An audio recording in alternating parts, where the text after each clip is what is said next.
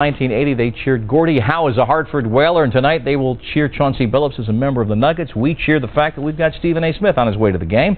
It's going to be a lot of emotion there tonight. Oh, no question about it. Chancey Billups returning. This is a guy that went to 6 straight NBA Eastern Conference Finals, won a World Championship, came back in 2005, took him back to Game 7 of the NBA Finals. I mean, he's accomplished a lot, and I can tell you right now, Rip Hamilton and a whole bunch of guys on that squad miss him because some of the struggles that they've been experiencing lately, you don't expect that to happen if Chancey Billups is in the house, that's for sure. Well, the struggles have, after an 8-game losing streak, 2 big wins on the road at Orlando, at Boston, still a 500 club, but in those 2 big wins, Allen Iverson out with back problems, and all the talk about should he be starting, should Rip be starting. Is it a coincidence that Allen's out and they have these 2 big wins on the road?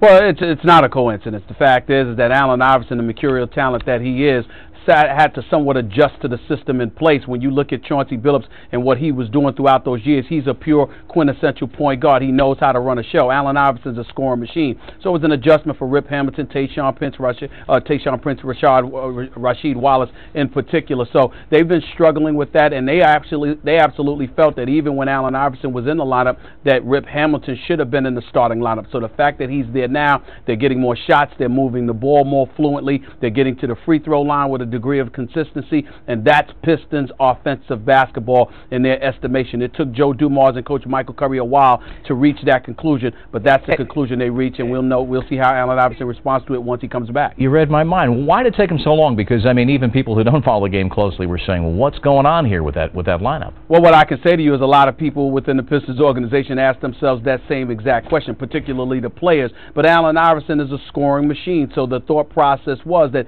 it would be easier for Rip Hamilton, the professional that he is, to come off the bench and to spell for Iverson or Rodney Stuckey as opposed to one or the other. But you had some people wondering why couldn't Rip and Allen start together. But Joe Dumars made the trade for Chancey Billups on November 3rd simply because he wanted to elevate Rodney Stuckey into that starting lineup and get his feet wet because he was the future of the franchise in terms of who their point guard was going to be. Not on the court tonight in that game, serving a 1-game team suspension, will be Carmelo Anthony. Here's a team playing 650 basketball, flying along on a different plane than Detroit, but something happened, refusing apparently to come out of the game against the Pacers over the weekend. Well, that's what the problem is. He refused to enter the game according to the reports, and the reality is if you're George Karl, you're certainly not going to tolerate that nonsense. George Karl is not known for tolerating too much from players throughout his coaching history, and the reality is that this is a coach that was on the hot seat a little bit in the eyes of some people simply because they were going to the first round getting bounced out of there. By the time he got a point guard, the way that the Denver Nuggets have been playing,